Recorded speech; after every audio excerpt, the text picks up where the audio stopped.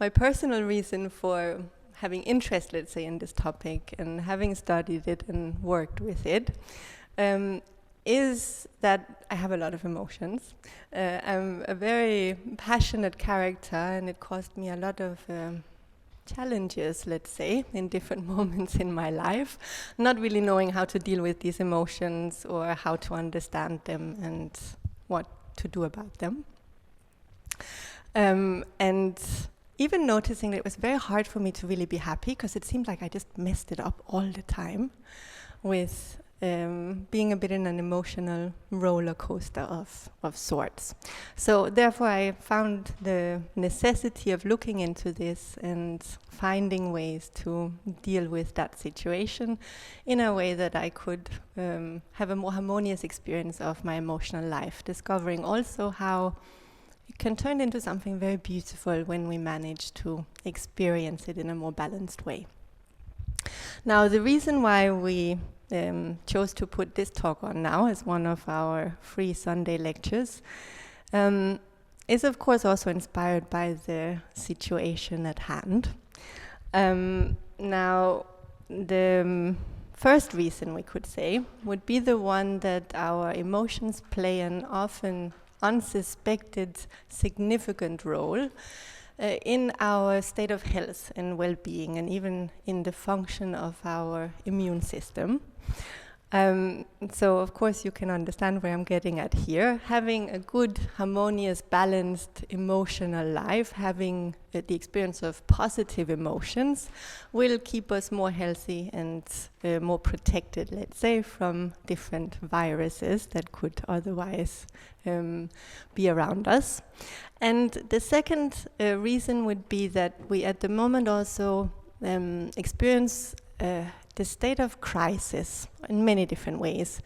And this crisis, this energy of crisis from spiritual perspective and from a perspective of growth is a very auspicious moment where if we manage to go into that state and into that experience in the right way, and calm and a little more let's say optimistic, we have a possibility to come out of that experience or to come out of that crisis soaring, so to speak, or better off than we were before, transformed and having grown.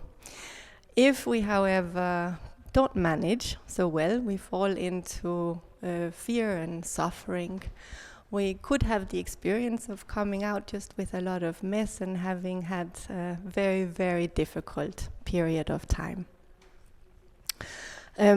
So depending somehow in how we react in front of this crisis, it could be a moment of either immense growth or just torment and disaster or whatever else we choose to experience. Now, looking around us, I think the fear reaction is pretty obvious. Kind of this fear that has gripped a lot of people, at least, if not everybody, not exactly everybody, but at least many have experienced, if not in a more constant way, at least in moments, this fear that is triggered, being faced with the risks, let's say, existing at the moment. It is a very contagious inner state, the experience of fear, possibly even more contagious than the virus, in fact, and therefore affecting many, many people.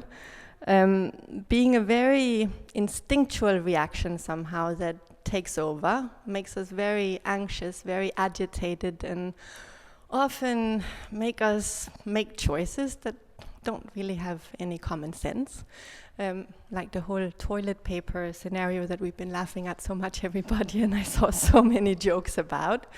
Being a very good example of this, because if you would stop for a moment and just think, okay, what do I need the most if I'm on lockdown and I have to stay indoors for a long period of time? At least for me, I can personally say probably toilet paper wouldn't be top of the list.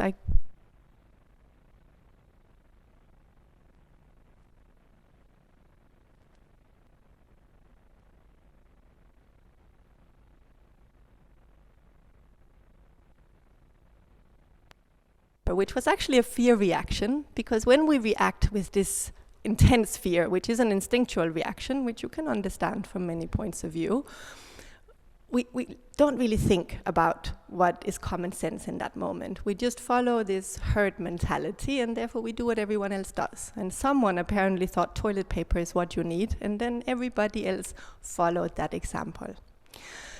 Fear brings us very much into this instinctual level of our emotions. And you can even see it on animals, actually, with maybe a little bit more dramatic example than the toilet paper. That you have this example of herds of animals, sheep for instance, but also it's valid for many other animals, that when something is chasing them and they get very, very afraid, they will flee, and they will kind of get into a bigger and bigger state of panic, because it will amplify in the herd. They kind of amplify each other's fear, to the point that even, and you probably all saw it in a movie at least, or maybe on a Discovery Channel or something, this phenomena that when they get to a cliff, for instance, it's just enough for one of these animals to, in that fear and panic, jump off, and everyone else follows over that edge. Not even thinking for a moment, not being able to think for a moment if that is a good idea. So somehow this state of fear is totally paralyzing our ability to contemplate what is actually happening and to consider whether what we are about to do make any sense. And that is one reason why we have to be very, very careful with this energy of fear, with this state of fear. Because it is so incredibly contagious, and it's understandable that many of us will feel touched by that now, especially also since this fear is propagated very much in the media and everything we come in touch with. There are somehow reasons to feel fearful, and therefore it is very difficult not to do that. Fear controls us to a very large extent, and has even been a method of controlling masses, whether we're talking animals or human beings for that matter, because we become very, very easy to subdue or to control in the moment that we are experiencing very intense states of fear. Now this fear reaction that many of us, I would expect, have felt at least touched by in some moment in this period of time, is a combination between this collective subconscious reaction and also something that happens inside each and every one of us, which is somehow our limited personality or our ego's experience of fear in front of uncertainty. Because if there is something that marks this period of time for everybody, I would say, whether they find it fearful or not, it would be the uncertainty. That you don't really know what's going on, you don't really know what's up with that virus, or if you're going to get it, or how bad it actually is, or how you can stay safe, if you can stay safe, or maybe you're simply just worried about what will happen to your finances, how long will it last. We don't even know that. So there are a lot of reasons to experience this uncertainty, which always somehow tends to trigger in us a certain feeling of fear or discomfort, at least, and actually this sensation of being in a crisis. Normally we find ourselves in the position of having a life that is very much based on routines and habits. For most of us, at least, we have a fairly, let's say, well-organized life that tends to run with more or less fixed routines on a day-to-day basis. It makes us feel secure and also gives us a certain feeling of being in control, that we are safe and we know what to expect and we're in control somehow of the situation. Of course, it is a bit an illusion, because life is full of surprises. We just tend to mostly ignore that. And in that routine, somehow, that feeling of routine, we find a certain feeling of safety. Now, from a certain perspective, from a spiritual perspective, this moment of uncertainty we could consider as a very beneficial one, because it is, we can say, removing all those routines and all those habits, and suddenly leaves us faced with that uncertainty, which makes us very present. I don't know if you noticed. If we don't give in to the anxiety and the agitation, the fear around it and so on, it actually makes us really present, because you can't really make plans. You don't know if this situation is going to last for a week, for 2 weeks, for a month. We really don't know.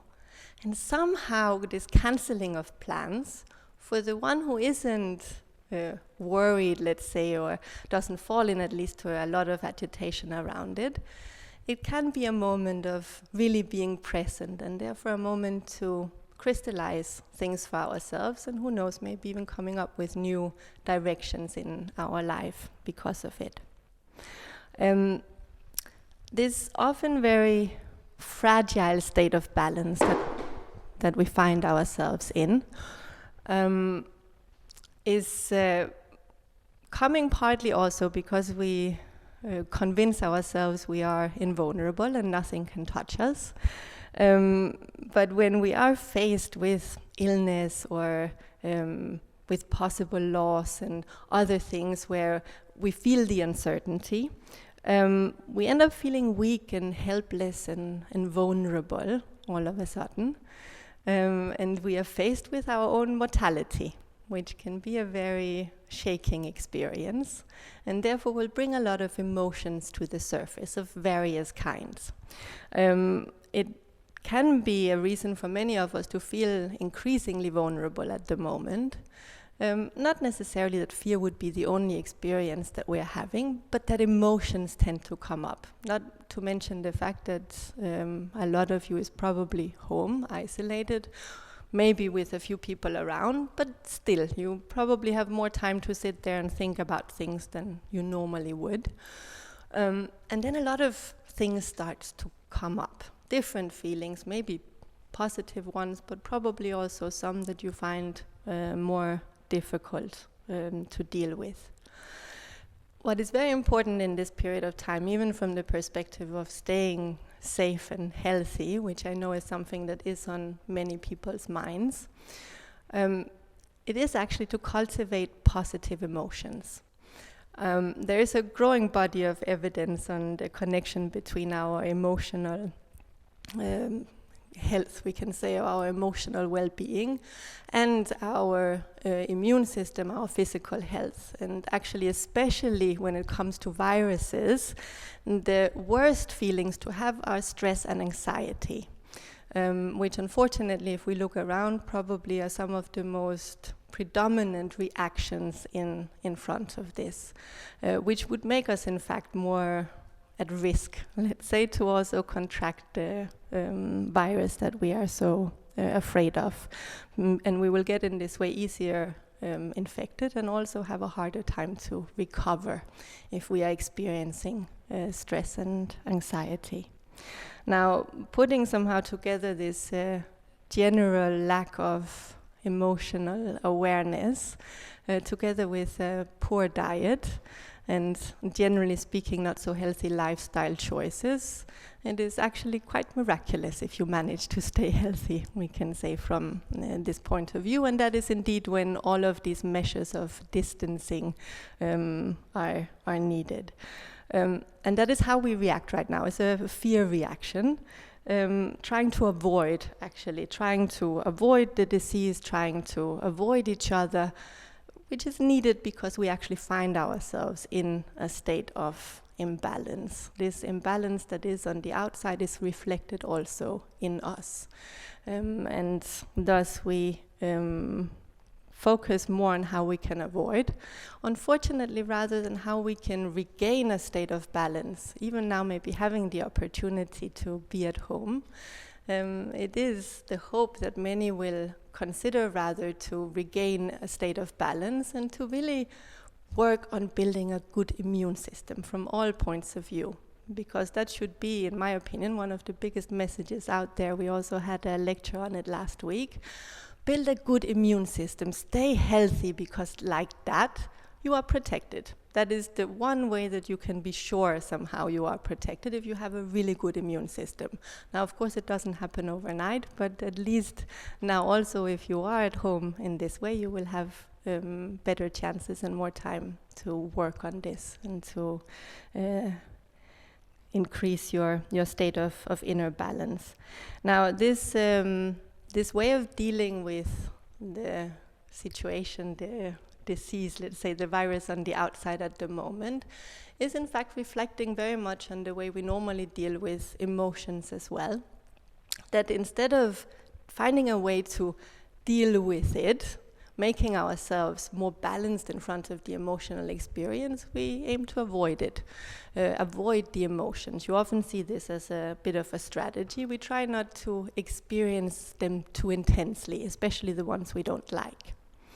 Now, unfortunately, avoiding emotions, suppressing them or trying not to feel too much of the ones we find difficult and challenging, we're also not able to be ecstatic. We're also not able to experience the positive emotions with intensity. And therefore life becomes very much a routine. And there are a few moments, let's say in this way, that stands out. Because if you think of the moments in your life that stand out, you remember them with an emotion mostly. Whether it was a feeling of great joy, happiness, a sense of accomplishment, or complete devastation and sadness, or whatever it was, there is an emotion there. There is something you feel when you really remember something, when it touched you in your life. So avoidance when it comes to emotions, for sure, is not the solution. Now, we can say that a truly happy and healthy and very balanced human being is not afraid of emotions, and will also not get blinded by fear when faced with difficulty, because this fear reaction appears mostly when there is a state of imbalance. Same as if we all had fantastic super immune systems, we also wouldn't have to be afraid of the virus. It's a bit like that with our emotions as well. We can say that a very happy and healthy human being would have the ability to act in the right proportion and in accordance with the situation at hand. In other words, would have what we call common sense. I want here to share a small quote from Aristotle in the Nicomachean Ethics.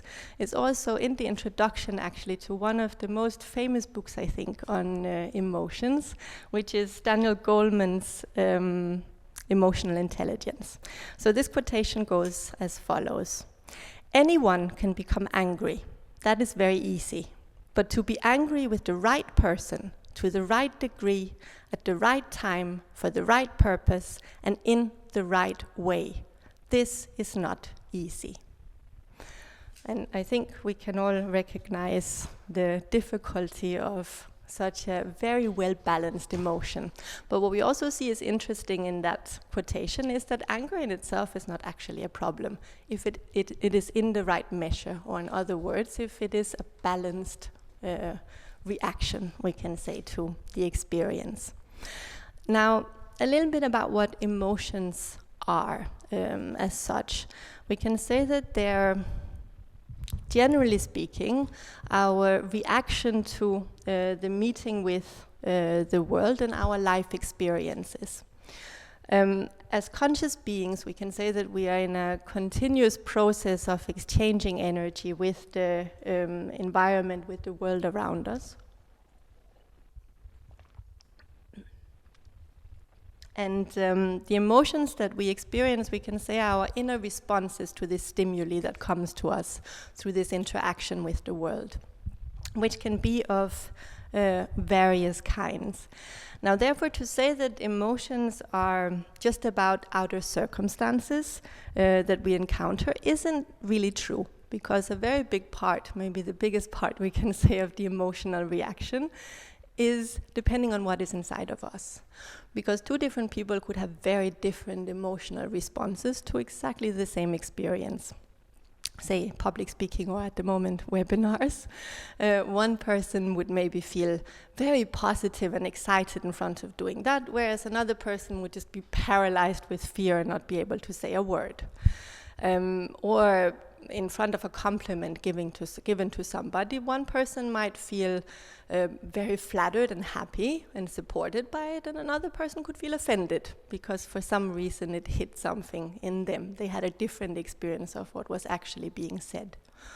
So from that point of view, the emotion is very, let's say, individual. It very much characterizes our response to the experience of the world around us. Therefore, we can say that our emotional response to a certain situation or person is telling us a lot more about us, actually, than necessarily the person or the situation that we're in. Therefore, also emotions become a very important way of learning about ourselves, understanding ourselves better, figuring out how we work and why we work even the way that we do, why we respond the way we do in different situations. And become a sort of invaluable feedback, we can say, especially when we are on the path of self-development and we are following a spiritual path we are aiming to grow. This feedback that we are getting constantly from our emotions, from the interaction and the experience of the world around us, when used correctly, can make us grow extremely fast. Now, also emotions, when we understand them properly, purify them and take them to their essence, I'll return to that also a bit later, they become also a connection to our soul and to our heart that will help us to be guided even through our experience of the world around us. Now, an emotion, we can say, manifested in the right proportion, as Aristotle mentioned there in his Ethics, will not really bring us out of balance. No matter what emotion it is, at least it will be a temporary balance, because we can say some emotions seem always negative, like the experience of anger or frustration or jealousy or sadness or whatever it might be. But if we approach it in the correct way, it becomes just a momentary, we can say, slipping out of balance and regaining it, in fact, on a higher level, because we learn something about ourselves in that moment, and through bringing ourselves back in balance from that experience, we attain a higher state of balance overall. Now, this can help us somehow increase our perspective. We get a bigger and bigger perspective of the world around us and our own existence, a deeper understanding of ourselves in those moments, and will allow us these even negative emotions to resolve the disharmonies that they're pointing to within our inner universe, and also will allow us to, with consciousness, we can say, increase the attitudes or the activities that would bring about more happiness or more health or more fulfillment in our life experience. One of our biggest obstacles when it comes to having a good emotional life and responding, we can say, in the right measure to what is happening around us, responding exactly in the right moment, in the right proportion, and without exaggeration, would be our generalized state of agitation. Now, most of us are suffering a little bit from different degrees of stress and agitation, with all the stimuli coming to us from so many different sources in a modern life, manifested very much as mental agitation. So a mind that is all over all the time. And we rarely have a moment's peace from the commentator in our head, going on and on and on and on. When that comes to emotions, that is actually where emotions usually go very wrong from the perspective of our health and harmony and even our possibility to learn.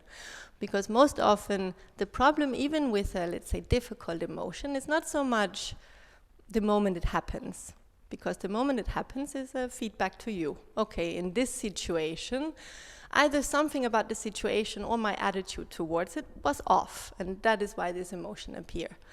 But very rarely we leave it at that. We go away and you have a fallout with somebody at work, and then they said something, you said something, it was some tension there, maybe a bit of an argument, but you don't leave it there. Then you go home and you think about it. They were so stupid. How could they say that? If only I had said that, then I would show them.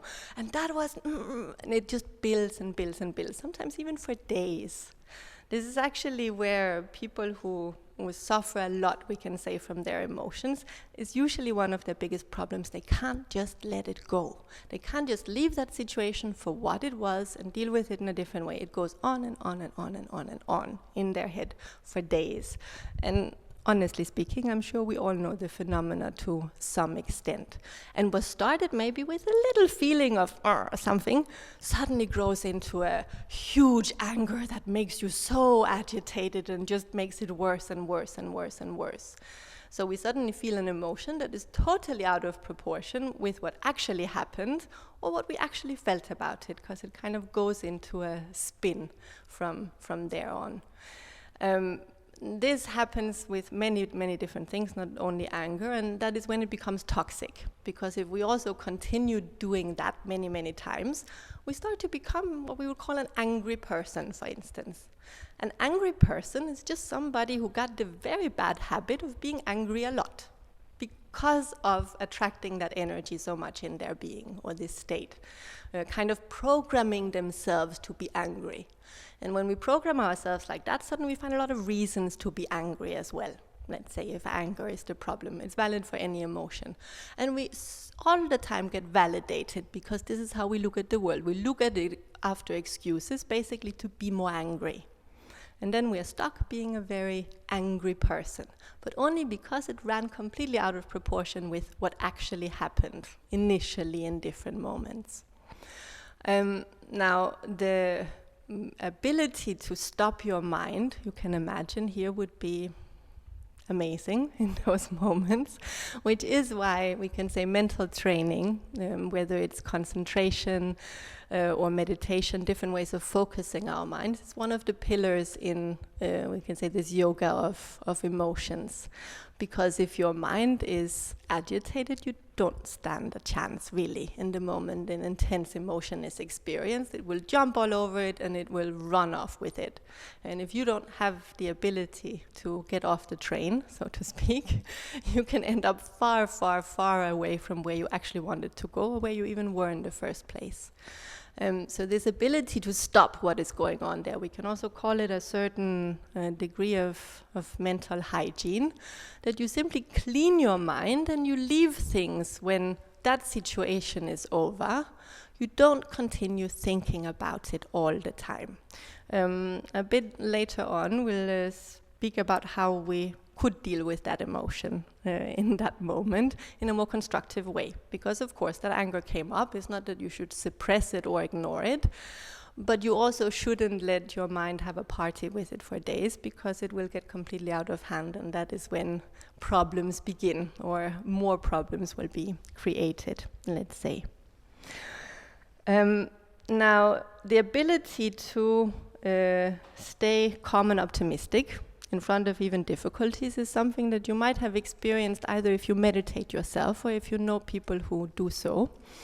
And it is quite an accomplishment, but still accessible for anybody who would do some mental training and have some experience in meditation.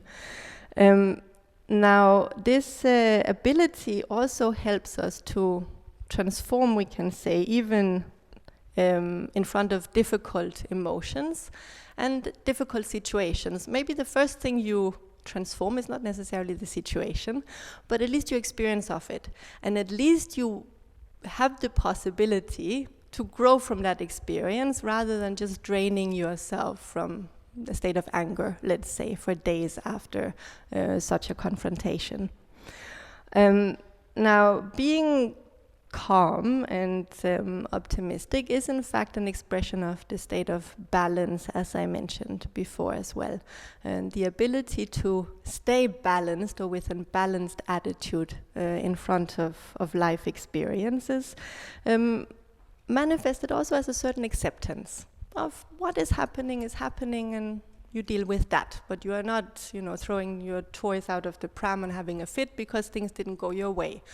You accept this is how things are right now, and you relate to it with maturity, in reality, is what we will say. Which brings us to this notion of emotional maturity. It also comes with spiritual maturity, this attitude, this ability to be full of acceptance, calm and optimistic in front of life experiences. But more about what we mean when we say being emotionally mature, which is what we learn, we can say, or what we grow into when we practice the yoga of emotions as a first stage. Actually, the yoga of emotions can take us far beyond that. But at least to begin with, a state of emotional maturity that allows us to meet, let's say, our emotional experiences in a different way. Essentially speaking, we can say it's about awareness and responsibility.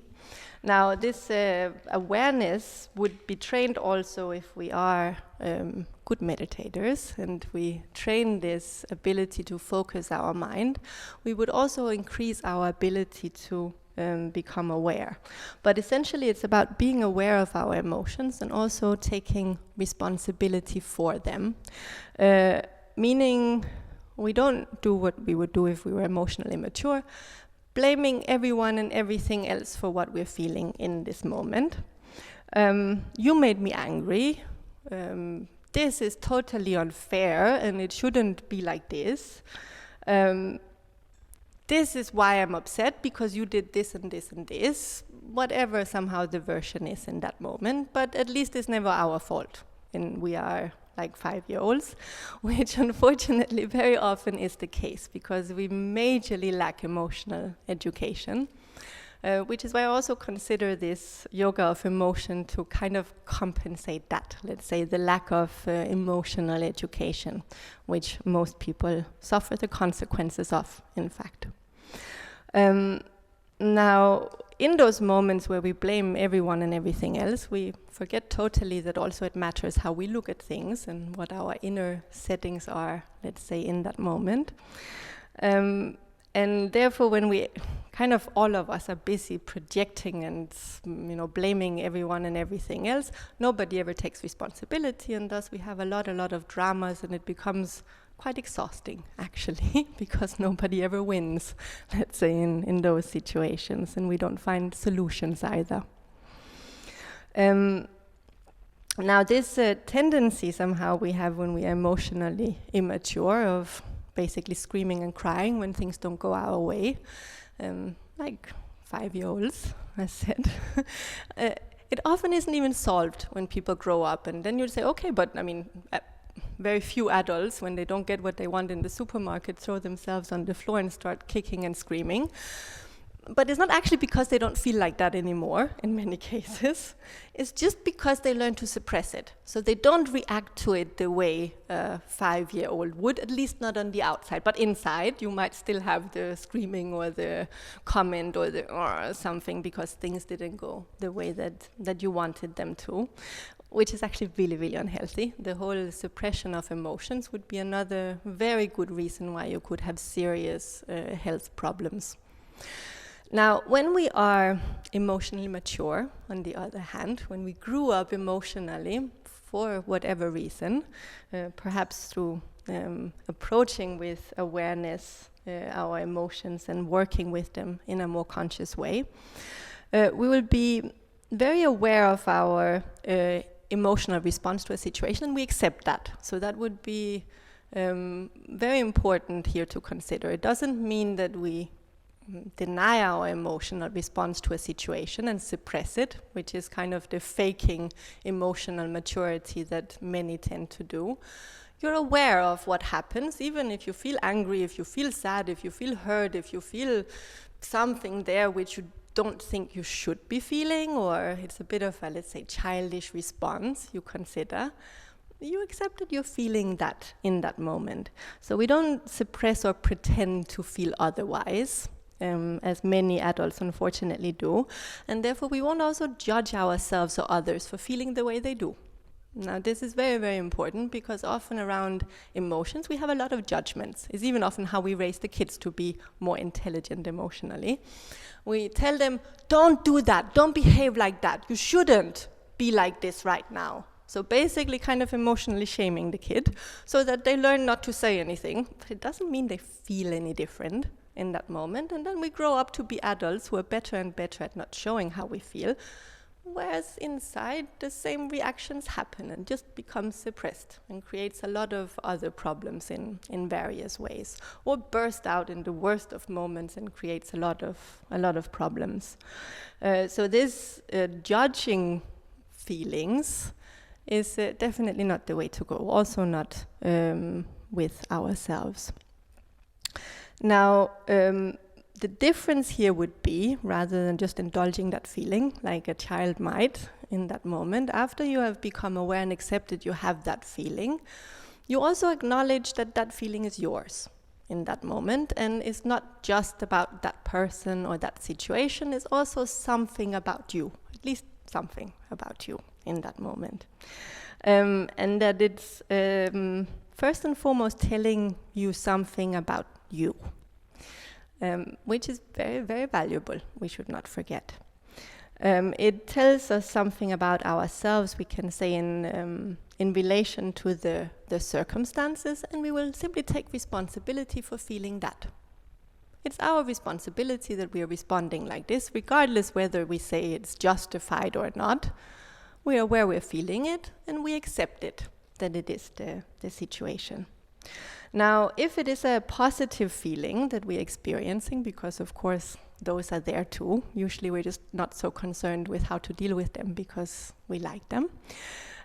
But say we're feeling joy, a positive feeling like joy would often indicate that something is very good and in harmony and in balance. So that's also very valuable feedback. You get feedback, what you are doing now is good. Your inner setup is good, that situation is good. That's something you maybe should do more of, for instance. Now, if we feel a difficult emotion like anger or hurt, then it shows us that something about us and or the situation at hand should be adjusted. But we will take it as that. We will not start to assign a lot of blame and so on. We will take it as an adjustment is needed, inside and or outside, in this situation. And we will also somehow focus on taking that feedback to discover what needs to be learned. That would be the very mature approach in this, and the one that is leading us to an increased growth. Now, when we are lacking what we can call emotional maturity and intelligence, then somehow we function on a set of habits, emotional habits, and kind of a setup that we have learned over the years and we have constructed in front of different experiences. And kind of we can even say it's quite instinctual the way we respond. We don't necessarily always notice the situation that is actually there. We are just reacting in accordance with our emotional habits. I can say for myself, one of the biggest revelations I had in starting to work with emotions and to increase awareness, basically mostly as a result of my tantric practice, was suddenly to have moments where I was about to react and I went, hey, wait a minute, I don't actually feel like that. Because we just get so used to responding in a particular way in particular situations that we don't even notice if that's actually how we feel. And then, of course, if we start to act like that and react like that, eventually we'll also feel like that. But we might not actually even have felt like that in the beginning, once an emotional habit is extremely installed, we can say, or strongly installed in our being. If we manage to become aware, then suddenly we can discover that our response in that moment might be different. We might discover something new about ourselves if we can avoid going into those emotional habits and these instinctual reactions.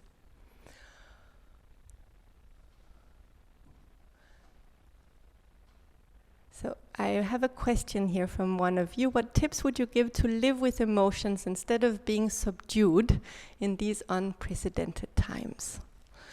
Well, I mean, crisis has always been around in different ages. We're not the first ones to experience them for sure. First of all, and we will get to that as well, how we need to deal with the experience of different emotions, make sure that they're yours. Because a lot of this, what is happening now, is basically us reacting to other people's reactions, not necessarily to what we feel in that moment. And sometimes what we are feeling is not necessarily what we are feeling, but what the mass of people surrounding us are feeling. First of all, be aware of that tendency to be affected by other people's experiences. And then to relax. We will also get to that towards the end of the talk. We'll do a little exercise together. Relaxing in front of the emotion will also allow you to find a way to be with it and even to transform it. Because, for instance, now, faced with fear and anxiety in front of all this uncertainty, you could contemplate that uncertainty. Maybe it could even lead into, I don't know, a deep contemplation of the fact that you are mortal and we all are and so on, which doesn't have to bring about fear and sadness and all sorts of other things. It could also be an invitation to live life more fully, to be more present, to give as much as you can to others and to the world in this moment that you have to do it for sure and so on. But it also gives us the ability to just have a common sense perspective on what is going on. Without having to suppress, because there is a common misunderstanding here, which means that if you don't kind of just go hysterically into whatever emotion you are feeling or lose yourself in it, you're suppressing it. That's not true at all, and definitely when we're speaking about not suppressing emotions, it doesn't mean kind of indulging into whatever you feel without any awareness. On the contrary, awareness is key here. But I think your question will be answered also in the exercises, so more fully in the exercise we will do towards the end, and the advice there on how to deal with different emotional experiences. Now, I actually want to speak a little bit about this idea of crisis, and not just because of the situation that we're in now, because crisis is something that is present in everybody's life in different degrees and in different moments. And it is perfectly natural to have an emotional response, maybe even a difficult emotion in a time of crisis or in a moment of crisis, to have a strong emotional response. But also for us to understand that a moment of crisis is not necessarily just a bad thing. We can call it a defining moment, even a defining moment in history or a defining moment in our life, a moment where things can be different, will be different inevitably, but also to realize that we have a say in how they are different, at least for us, after such a period or after such a moment. We become confronted with a lot of things inside in the moment of crisis. Actually, for most people, the whole process of evolution and transformation goes through a series of different crises. So most people will have their big transformations in life, their big somehow moments of even increasing the quality of their life and their understanding, and on a spiritual path, their level of consciousness in the moment of a crisis, in the moment when something is challenging or something is out of the ordinary. It's actually how we grow if we look at a human life. And it is a very, very special moment. Even if you think of, I don't know, all great stories ever told, whether we're talking books or movies or whatever it is, if you think of the hero, they always find themselves in a moment of crisis. Actually, because it is the most interesting time, if you think about it. If you were just to see somebody in their everyday life routine, going about things without feeling too much, you wouldn't be very interested. But in the moment of crisis, suddenly things come very alive, which is a beautiful thing in a way. So all these emotions that are awakened inside of us, suddenly we feel a lot, we are confronted with a lot of things inside, and life is more alive. We can't hide from life all of a sudden in a moment of a crisis. Now, of course, there are two things we can do in front of that. We can run away and hide and cry about it and wait for it to be over. That's when we go out of a crisis a bit lower than we came in. Or we can meet that crisis fully, somehow, embrace it, and find a good way through it, the best possible way through it, which is definitely where the importance of this emotional intelligence, or this yoga of emotion, comes in. Because when we manage to do that, we can go out, we can fly out of the crisis, let's say, in a much, much better way than we came in, having grown tremendously from that experience and being better, let's say, than we were before. Now, if you think, for instance, of your experiences, as I also mentioned a bit earlier, when you are just in your everyday life where everything is just normal, usually the range of emotions you experience are quite few and not that much somehow. Like, people usually don't feel that much in their everyday life routine. Only when something happens, as I said, when something is different, when something shakes, which is exactly this moment of crisis, which from some points of view is a very, very privileged moment if we manage to approach it correctly. Which also shows the importance of emotions. I mean, because it's not just because we have this problem, let's say, that we need to deal with, which is called our emotional life. It is a tremendous gift. There are quite a few movies, actually, these are usually sci-fi movies about future societies who realize that we are always at war and we kill each other and we have a lot of crime and all sorts of things because people have emotions. So they take them out of the equation, and then everything is very well organized and very predictable, and everybody is behaving nicely because nobody ever loses their head.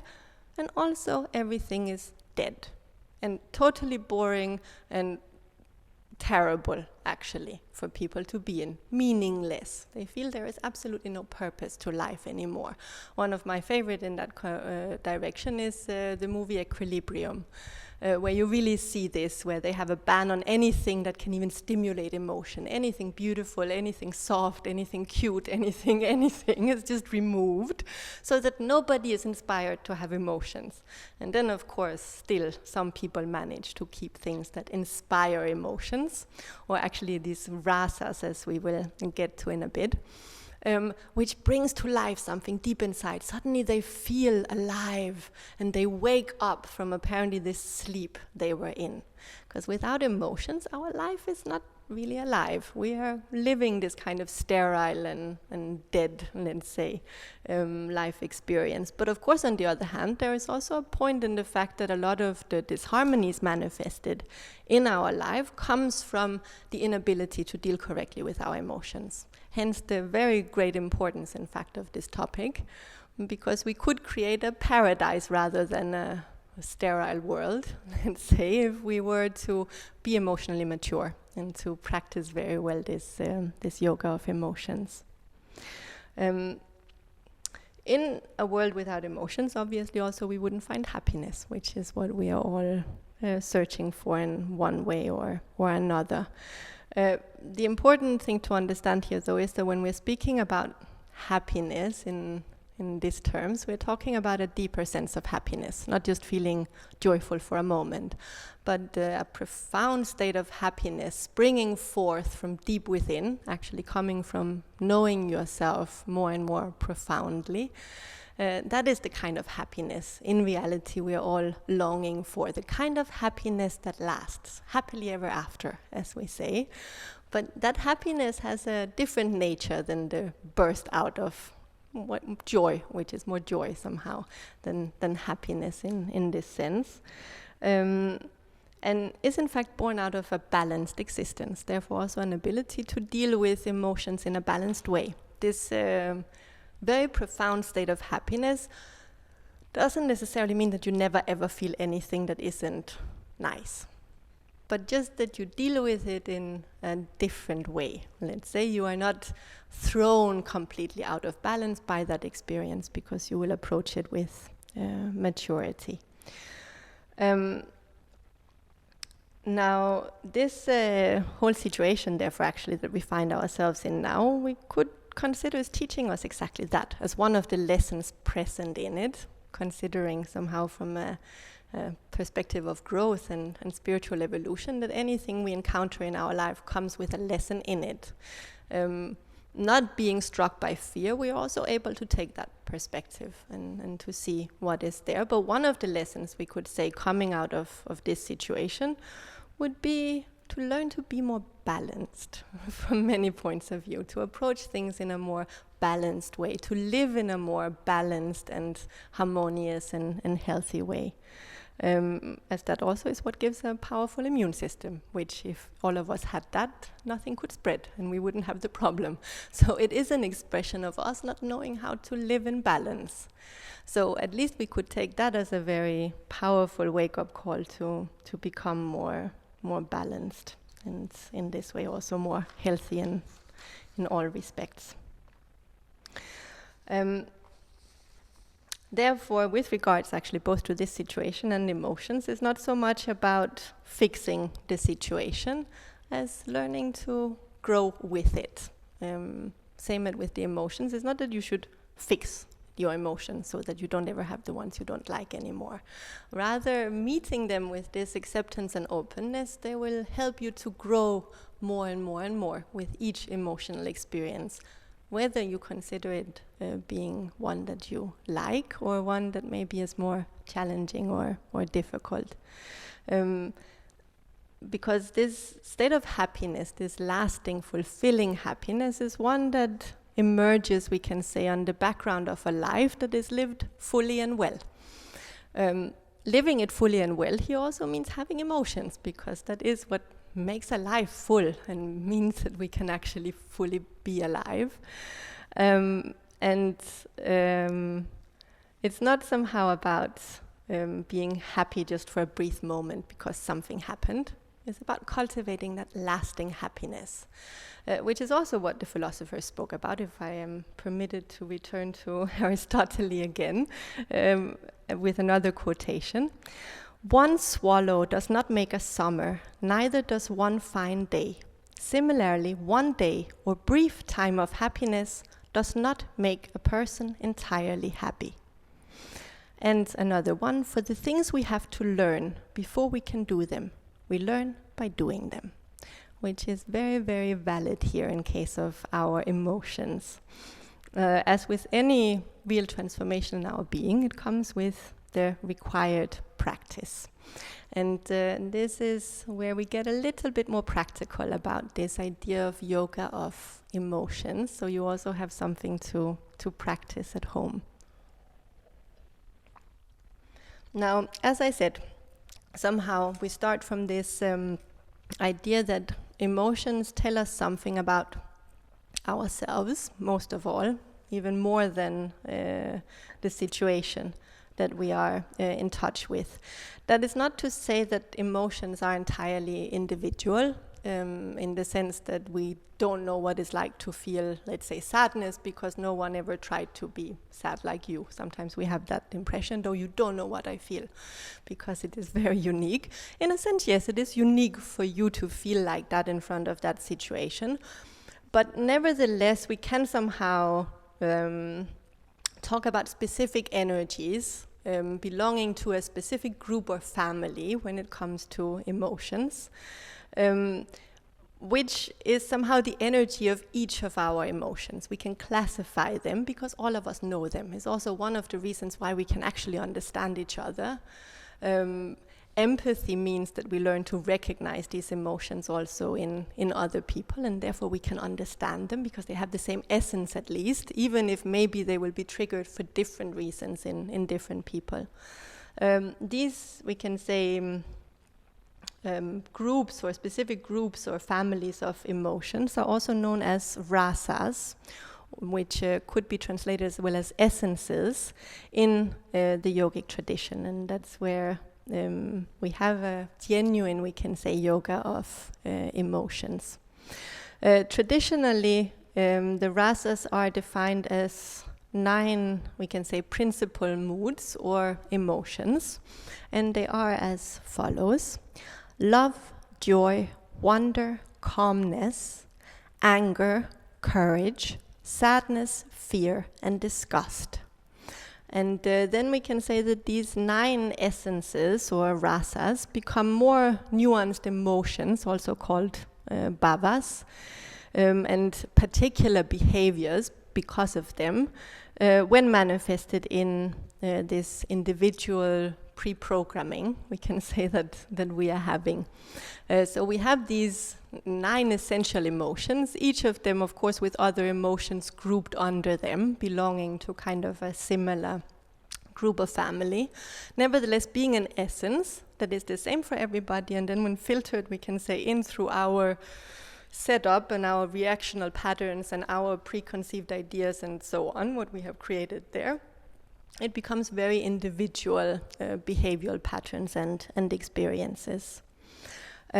What the yoga of emotion is teaching us is to grow and transform through the awareness of these different rasas or these different essences of our emotions, and teaching us, we can say, a higher level of emotion, of harmony and realization, with the help actually of following, we can say, our emotions to the more essential part of them.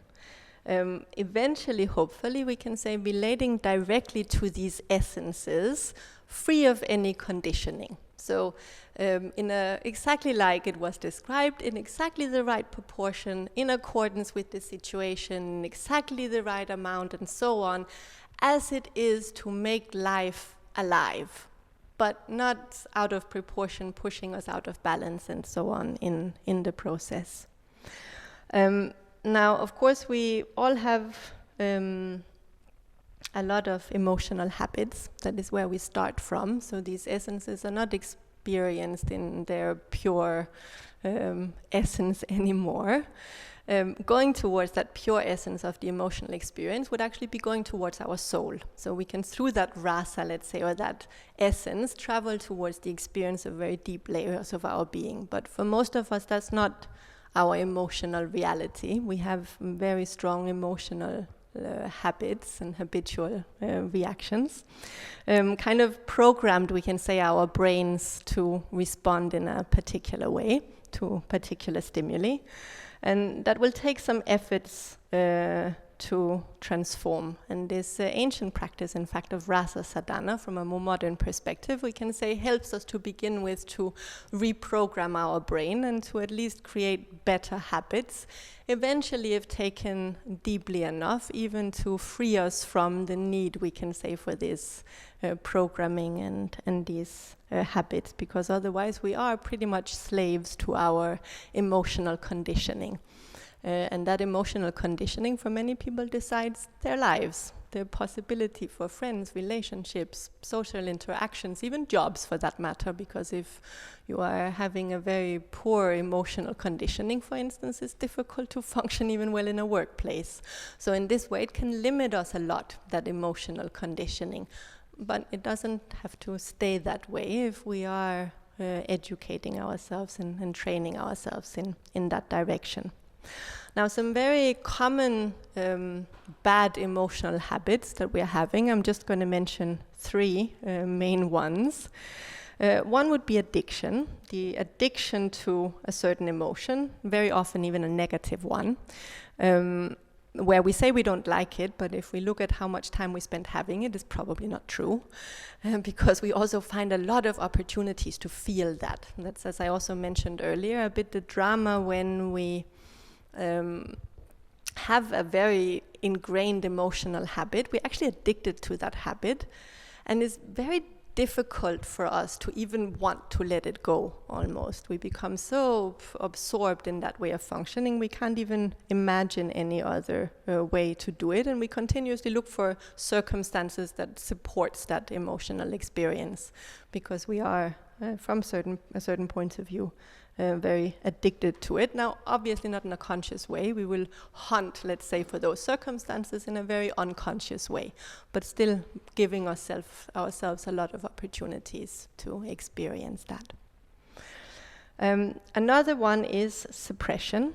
We try to avoid certain emotions simply by pushing them away, which often ends up us feeling a bit overall numb and uninspired, and often that's where the sense of meaninglessness kind of kicks in our lives. Also can lead to a lot of diseases, because this kind of repressed and suppressed emotions that we build up, it bursts out, and often not in very harmonious ways. And kind of last very bad habit, also very common unfortunately, projection, making ourselves the victims, meaning it's everybody else's fault and everything else's fault but ours that we're feeling the way we do, which unfortunately also leaves us powerless, because that is the definition of a victim. You are out of any possibility to transform that situation, and something was done to you that you cannot help, meaning you will have to stay and feel like that, and therefore don't have the possibility to be happy, to feel good, or whatever it is. Now, in a later webinar, I'm hoping we will look more in depth into this practice with the rasas on higher levels. For now, we will stay kind of with basic preparation level for emotional, for this emotional practice, or this practice of the yoga of emotions, because it's needed. Actually, jumping in, we can say, to this practice with the rasas in the absence of kind of creating a good foundation, kind of base level, is very, very difficult. So the yoga of emotions starts more with the ability, first of all, to be calm in front of the emotional experience, to kind of approach it with calmness and optimism, which also we will see allows us for a reset, because it's one of the things that this work with the rasas also teaches us, as those of you who will participate further on will learn, is that this yoga of emotions will help the transition from one emotion to another. So you consciously can guide yourself from one emotion to another, and it will always go through this experience of calmness, which works as a sort of a reset for us to be able to bring about more positive emotional experiences. Now, kind of what to do in a few steps. Now, when experiencing emotions, difficult emotions, would be, first of all, as we said, step number one, become aware that you have the emotions and accept that. So not fighting it, not thinking you shouldn't have it, not trying to get rid of it. And then the second step would be to become aware that an emotion is simply an emotion. It isn't you, and it can be transformed. So meaning you feel sad. It doesn't mean now you are sad forever and that is just who you are. It is an emotion you're experiencing in this moment, and it can and will be different eventually. Then third step would be to take a very decisive decision and also action to transform it. I don't know if you noticed, but many times what actually keeps us in a negative emotion would be that we don't really find the will to do anything about it. Also because, as I said, we're a bit addicted, we like it, so we kind of tend to just stay in it. We need in that moment to take a decision to transform this situation, and we can even start with body chemistry here. There are different advice. For instance, if you're sad, you could go for a walk, get some fresh air, dynamize things a little bit. That makes it easier for you to get out of that emotion. If you are very, very furious and hot with anger, you could drink a glass of water. That would be some of the things you can do, cold water. And some of the things you could do in that moment, even to kind of change things then and there and to support yourself. And then after having made this very firm decision to actually transform this situation, to step number 4, induce calmness. Relaxation, breathing, maybe meditation, if you are accustomed with such a practice, would be very good options to induce this state of calmness, which, as I said, is the reset, somehow the one that allows us to move into other experiences. And then in step number 5, to focus on positive feelings. This is not because you want to suppress the experience that you're having of a negative emotion. It is rather because you want to have a more objective point of view. Now, as I said, for instance, the experience of fear or other very strong negative emotions totally cover whatever is going on with a layer of anxiety, and you can't really see what is there. And if you tend to have a very pessimistic perspective in those moments of what is actually happening. Definitely not a very objective perspective on the situation.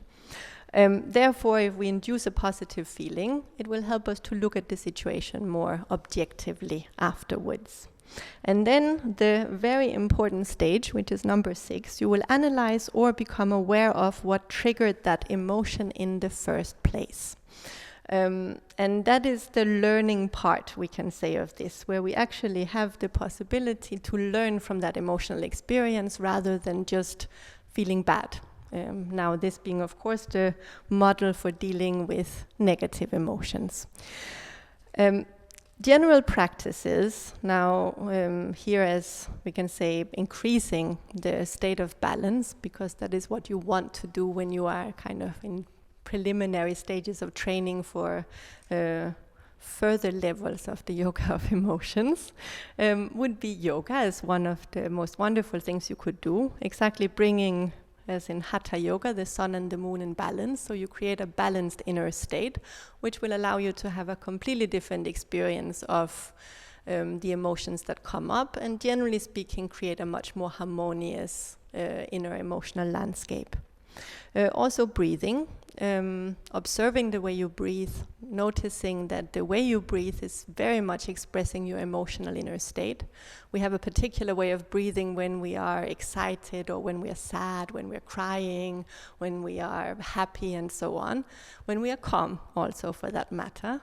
And this could be good to notice, because by breathing as well, you can induce an emotion. Here, for instance, a state of calmness is very much helped if you breathe deeply.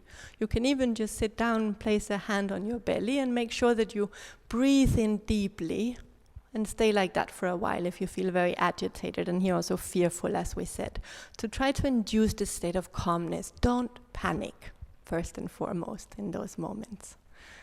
See, I'm backed up by something fluffy. If you're wondering what is moving behind me, something cute to induce emotions if she ever comes out. But right now she's just supporting me.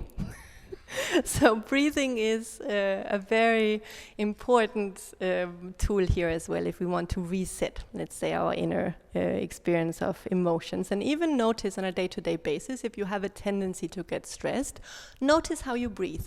Because very often people who are very stressed, they have a very superficial way of breathing. Take some moments from time to time.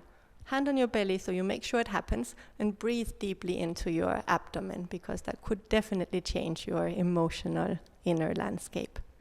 Meditation, of course, one of the biggest, most important practices you could have in this direction, but also making use of smells, tastes, music even. All of these things matter. So if you find yourself with an kind of negative emotional environment, also pay attention to what smells do you have around. What kind of tastes are you experiencing? What is the music you listen to? Because all of these things will influence your mood as well. Some recommendations in this direction would even be to use, for instance, essential oils to help as a mood booster. Some of the most effective essential oils I could mention for happiness would be lavender, bergamot, jasmine, basil, lemon, rose, and saffron. There are many others, and you can even get mixtures that are very good for generating an inner uplifting state. And even if you have particular emotions you struggle with, there could be particular smells, let's say, that would counterbalance that and help you to deal with that.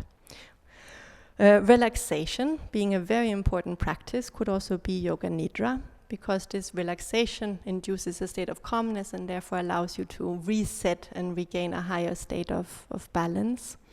And also being attentive to your thoughts, words, and actions.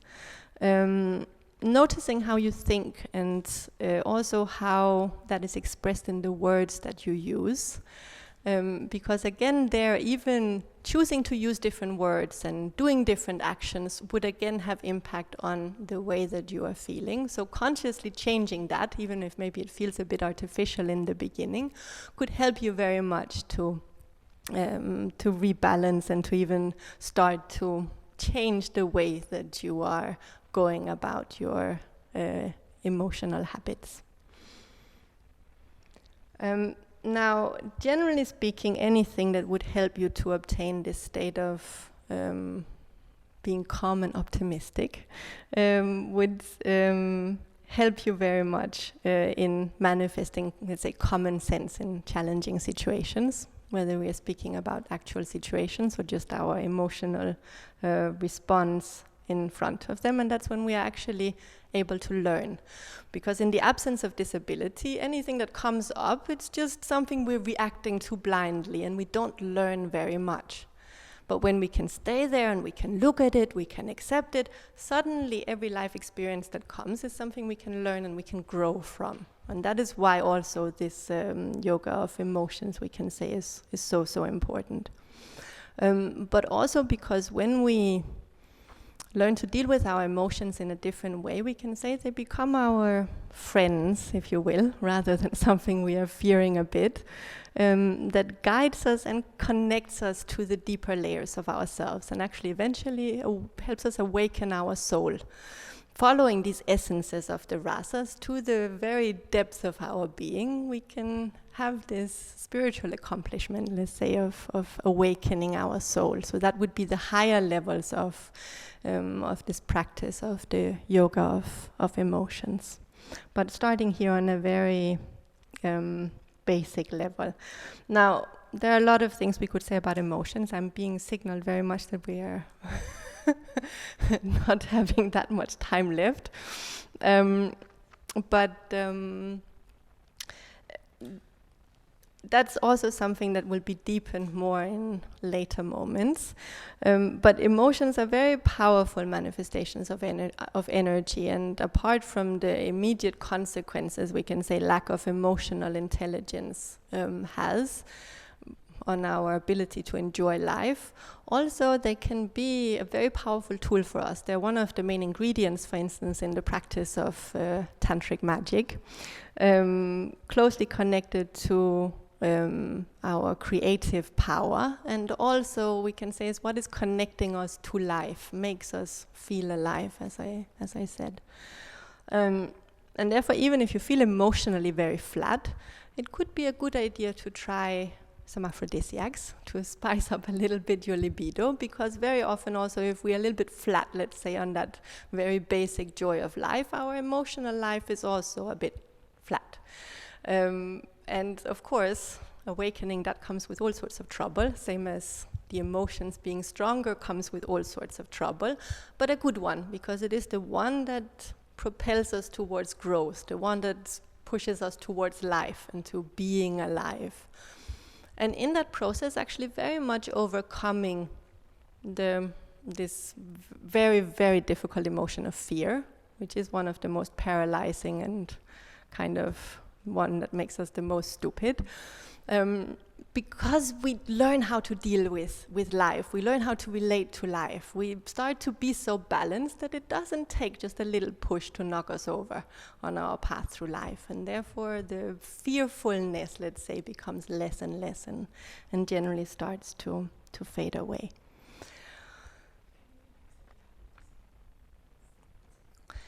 I think we take some questions if there are any now, and then if we also have a bit more time, we can do a little exercise.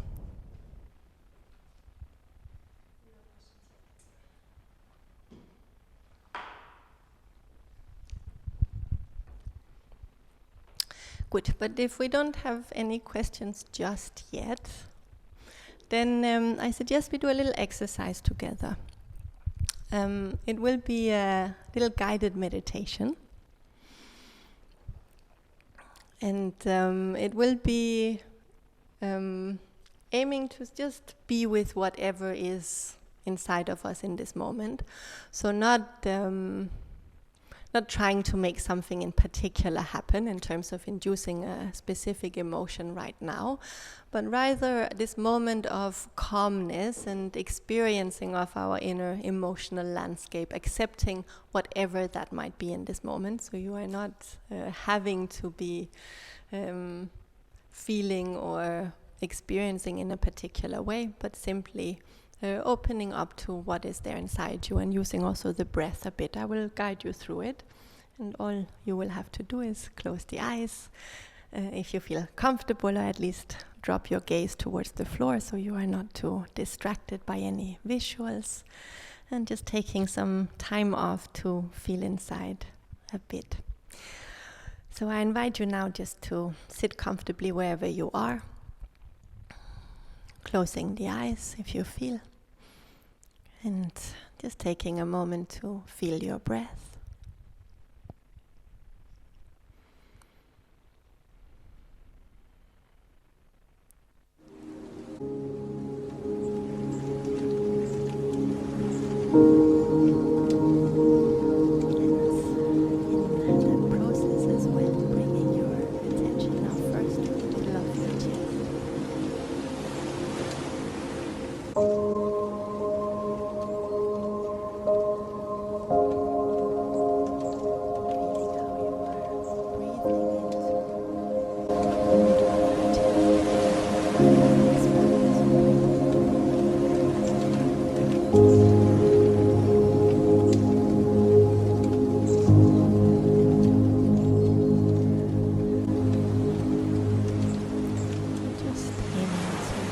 Become aware of what is there inside you in this moment.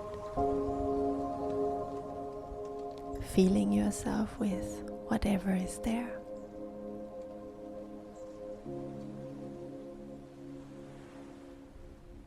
Not judging it or trying to figure it out. Just trying to feel into what is there. Letting it be. Just noticing, feeling. As you are resting your attention in the middle of the chest.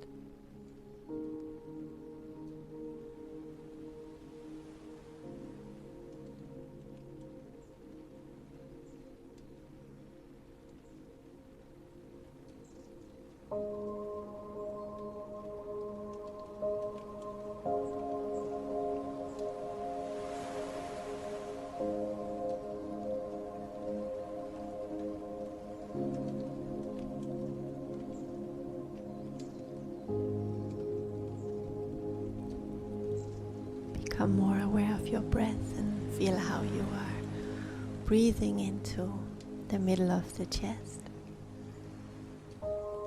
Feeling yourself expanding on every in-breath as if a space opens up in your chest. Becomes bigger every time you inhale.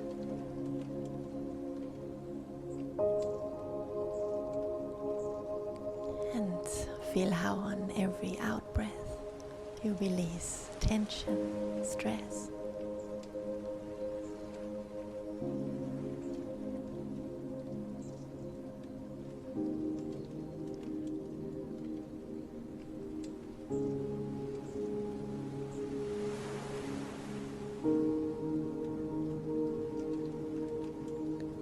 Feel how that space inside you becomes bigger and bigger.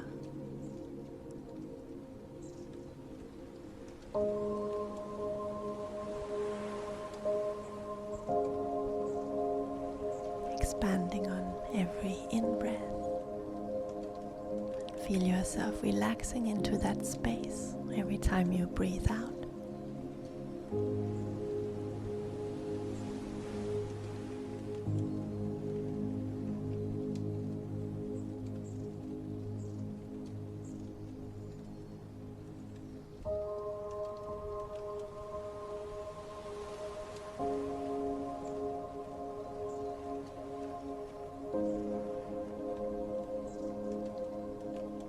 And allow whatever feelings are there inside you right now to just exist in that space. They don't have to be different, they don't have to do anything. They can just exist inside that space. You are just there breathing, expanding, containing.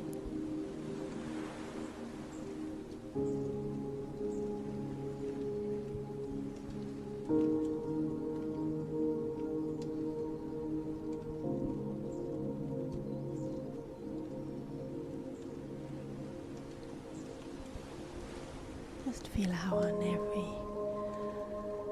in-breath you are embracing and expanding around everything that is there.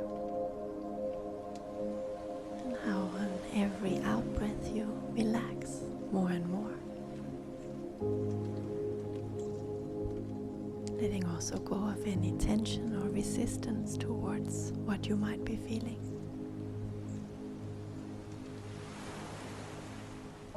Simply accepting, embracing,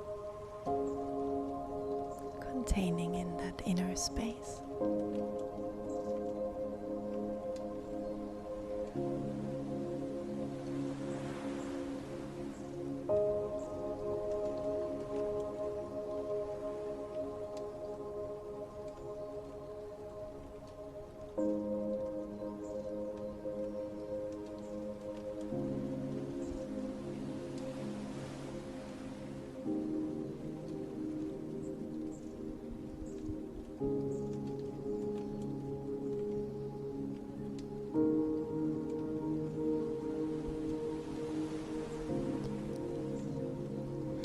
Now, noticing what is there inside your feelings, just be curious about what is there. What is it that you are feeling? Still without any judgment or need to explain. Just feeling what is happening inside of you right now.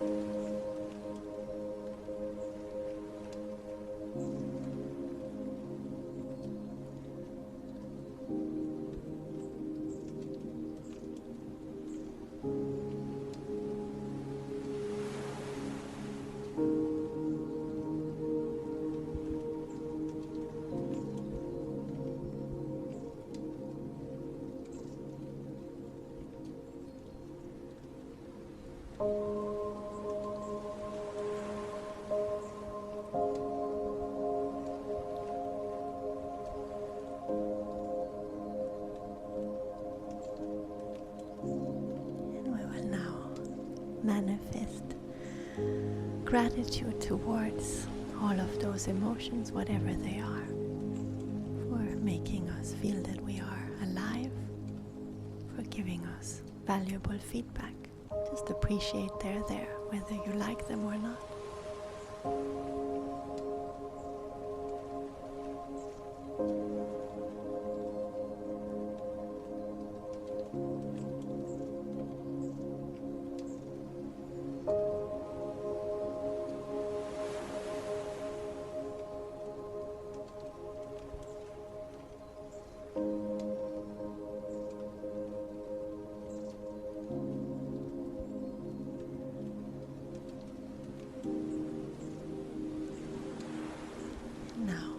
return gently.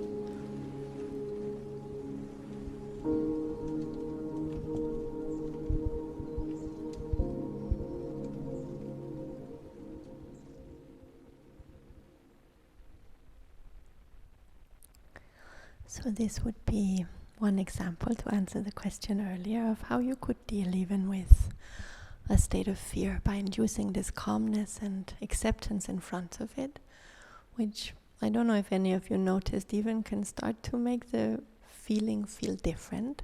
Now this was not a very long exercise, but if we are trained in meditation at least, or have practiced some yoga, it's more accessible to do this, and we can in that way sit with the emotion in a way that it somehow turns into something else. Just because we bring this loving awareness upon it, we contain it, we accept it's there, and we will even feel it turns into something else that points towards maybe something different than we thought it initially was about. So it's not about rejecting, but it's also not about running around acting on, let's say, for instance, that fear panically, which is often what you see, because that just perpetuates the fear, it perpetuates the anxiety, the agitation, whereas just taking that fear, figuring out what is it actually about, will also allow you to take, let's say, appropriate action. Not doing all sorts of things which makes no sense at all, but taking common sense, let's say, action on that feeling of fear or anxiety.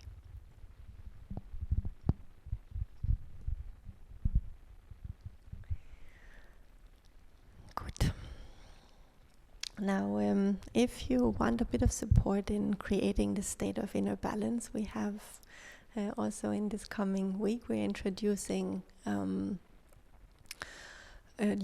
free yoga classes or free online activities, actually both in relaxation, in hatha yoga practice, and in meditation.